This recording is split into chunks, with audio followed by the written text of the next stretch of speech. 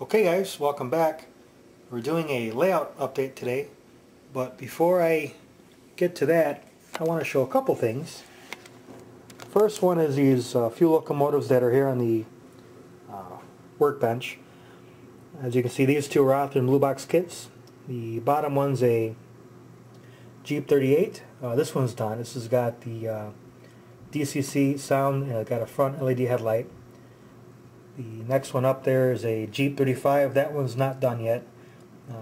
Won't get to that one until I finish working on this one. This is a out there and ready to roll Amtrak.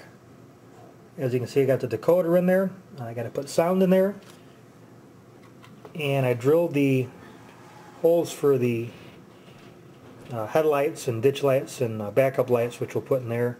I got the LEDs wired in there, and I'll be finishing up that one soon.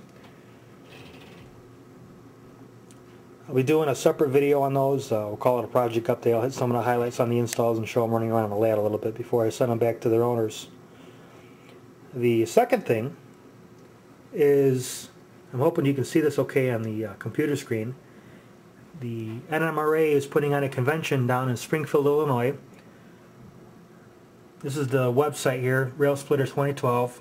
It's happening March 8th through the 11th. And this is the particular division of NMRA that's putting it on. They've asked me to come down and do a couple of workshops, or I think what they're calling clinics, on March 10th. There'll be DCC clinics, so I'll be doing some installs and showing some highlights and a lot of the same stuff I do in the videos if you've seen my other videos before. I'll also be there on March 11th, which is the train show part of that.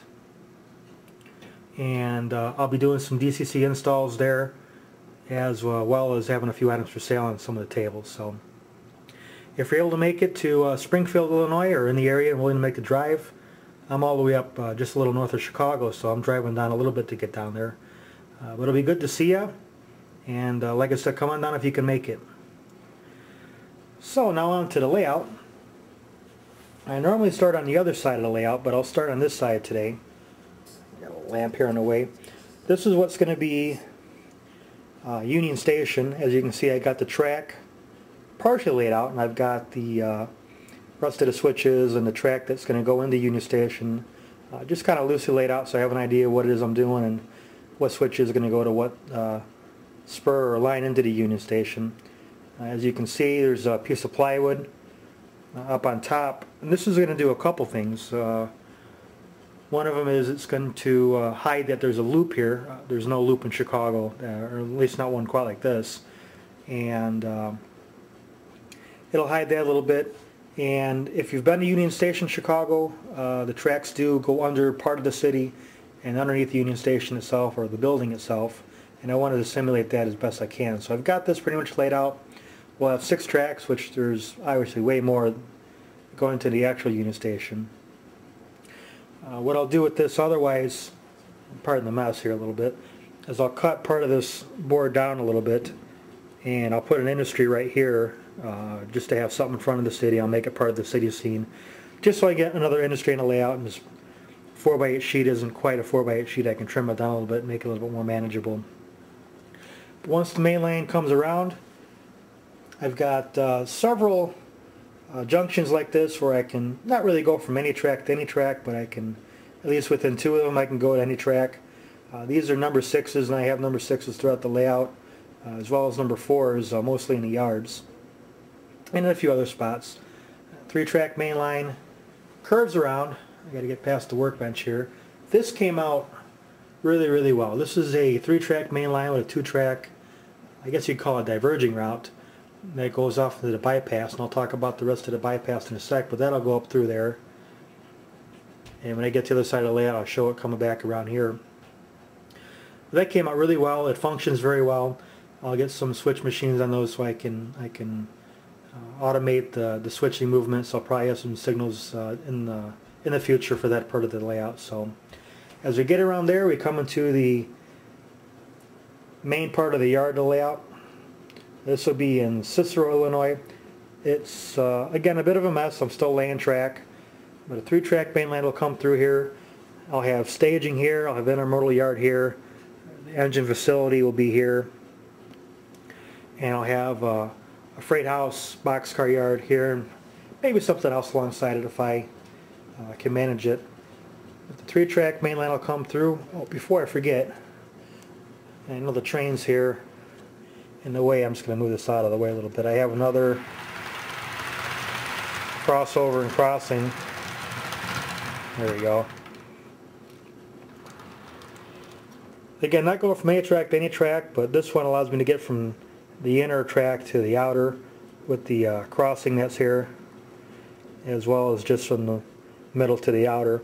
This allows me to get from this part of the yard, in the freight house part of the yard, into the staging part of the yard without having to go through a bunch of other switches and having to shimmy back and forth to get from the outer track and inner track and vice versa. So as I come around, I know I just moved the train in the way to this one.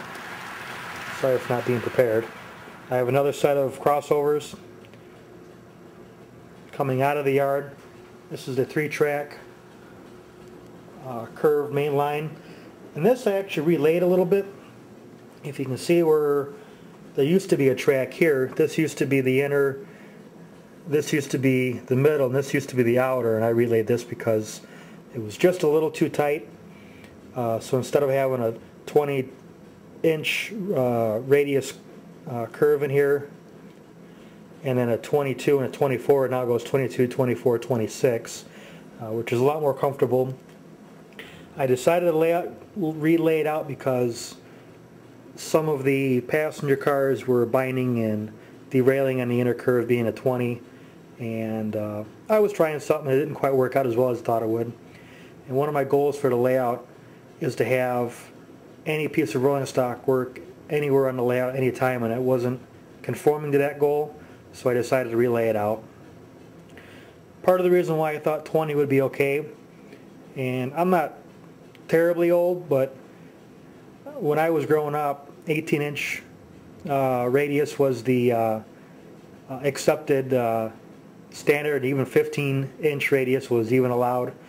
So growing up with that, I thought a 20 would be no problem, but by today's standards, 20 is extremely sharp. Even 22 and 24 is conventional, and just want to do something a little bit better with that. So I relayed it out. This is awfully close to the table, so I'll probably, when I do the scenery down the road, I'll probably put some kind of retaining wall or put some here with the scenery to help with that, and having cars, locomotives have the ability to fall off the side of the layout. So come around the bridge. If you see my videos, you see me talk about this before. This particular junction is where the 3-track main line comes down to a 2-track main line.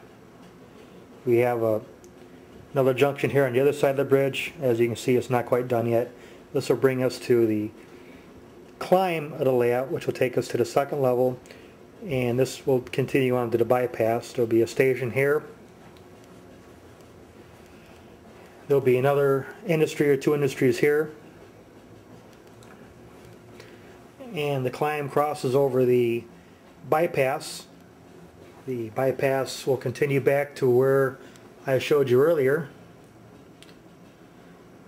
and the climb will eventually lead into a helix, which will go up to the 2nd level, and that's what these 2x4s running along the layout are for, is backdrop as well as the support for the 2nd level. So there you have it, in a real brief, quick layout update. A lot's gotten done. Hopefully next time I do one of these, I got a lot more done. And eventually, and I've said this probably 4 or 5 times now, I need to get some better lighting down here, and I will do that as I get to it. So if you have any questions, just let me know what they are, and I'll try to answer them. If you have any comments, if you want to subscribe, go ahead and do that. If we're able to make it to the rail show in Springfield next month, that'll be great. Good to see you down there. And take care.